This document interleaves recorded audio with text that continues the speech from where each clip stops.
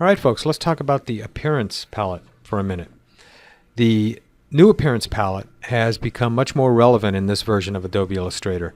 So much so that it'll be the main place that you come to make any changes to the attributes of an object. Let me show you what I'm talking about. Let me get the type tool. Let me just type out a little bit of text here. And with that text selected, let me go to the appearance palette. And now the first thing I want to do is add a stroke.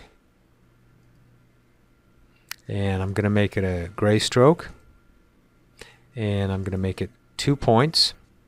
Now you'll notice you can do everything right here in the appearance palette that you used to do up here in the command bar. Okay, you can even open up the stroke palette right here, right from the appearance palette. It's very handy. Now, next thing I want to do is take this fill and change it to this more of a rich black here. All right. Now the next thing I want to do is add yet another stroke. And to do that, let me zoom in here. Get a look at that gray stroke. Let me now, well, just a second. Before I do that, I want to move this stroke inboard a little bit, and to do that I'm going to use an effect called offset path. And it used to be you had to go to the effects menu up here, alright, but right now that effects menu is repeated right here in the appearance palette. Let me select this stroke first of all, because I don't want to actually offset the path, I want to offset the stroke. So highlighting stroke here and then going to path. Offset path is actually going to offset the stroke. Let me select that, and I want to bring it in, so I want to use a negative 2 points. Let's preview that. That's good. I'm going to accept that. Now the next thing I want to do is add yet another stroke. Okay, this button right here.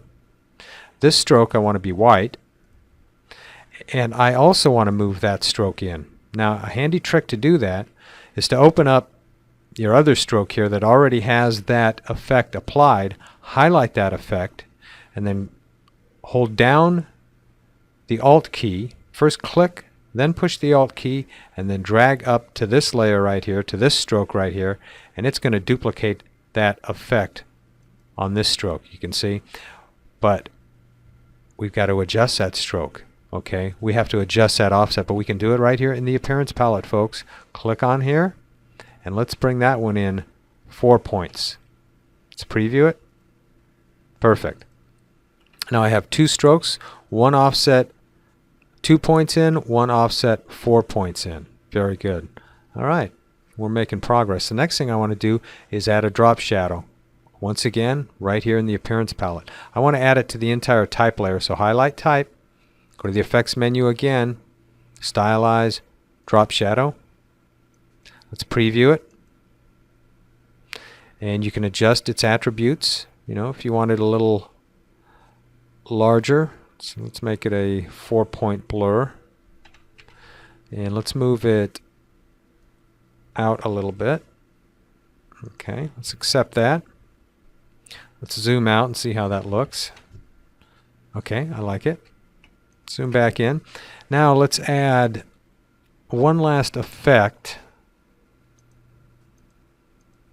and we're going to add it to this fill here. So highlight the fill layer, come down to the effects menu again, go to stylize, and let's add a inner glow. Let's preview it, and let's accept it. Let's zoom in a little bit and see how it looks. Now the great thing about the appearance palette, folks, you can turn things on and off. Alright, let's twirl this open. Let's see if we like it with the inner glow or without the inner glow. Up to you. Okay, you can adjust the attributes to it as well. Change the opacity, change the color of it, whatever. You can do it all right here.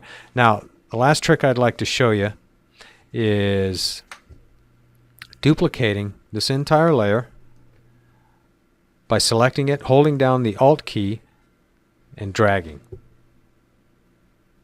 That duplicates the entire layer, and now you can change some of the attributes and compare them side by side. What I'm going to do is make this fill a dark blue and see if I like the black or the blue better. Well, it's up to you. I kind of like the blue. But the key is, folks, now with this appearance palette, is you can change things very easily. Turn strokes on, turn them off, adjust their attributes, all from one place. You can do everything very quickly, very easily. Wonderful addition. Now I want to give a little tip to those of you who, like me, are in the sign business. Let me zoom out here. And this is a graphic that I made for Harmon Fire Extinguisher Service Company. Anyone in the Dallas-Fort Worth area who needs a fire extinguisher service can call this number. This is a real number. Oh, I wanted to show you something else. This text that I was working on, this is still all live text.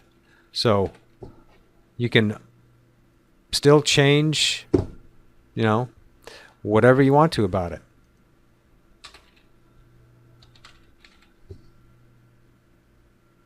See? I think you get the idea. Anyway, back to what I was talking about. All right, ladies and gentlemen, the rest of this lesson is going to be directed at people in the sign industry, like I said. Now, what this is a vehicle graphic that I made for, like I said, Harmon Fire Extinguisher Company. And the gray background is just a simulated tint window. Let me go ahead and turn that off and show you what's going on here. All right, now the rest of this graphic, you'll see here, these are just cut paths, okay? So these are going to be white letters after they're cut out.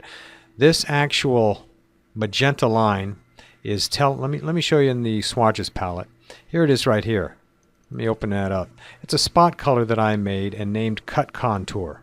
All right, what that does is it tells my printer not to print this line, but to cut this line, okay? So after my printer finishes printing this graphic, it's going to go back and cut these lines out, and we're going to be left with white letters. We're going to be left with this clipping group here. Let me show you that. Right here, this clipping group. And what that is a JPEG image, and then a mask I made out of just the text fire, okay? Put them together, and you've got this nice effect here, all right? And what this lesson is going to be about is actually offsetting your cut path in from the edge of the graphic to give you a nice bleed. And let me demonstrate that with this fire extinguisher over here. You can see we've got the cut path right here, but we have not applied the effect yet. The same effect we were talking about earlier in the lesson. Let me select that. And the best place to select things, folks, is usually from the layers palette. You got to learn how to use the layers palette to be effective. And I've got all of the cut lines for this fire extinguisher on their own layer, so I can just select them all right here. And now very simply, as you already learned from the appearance palette, just go here and let's offset this path.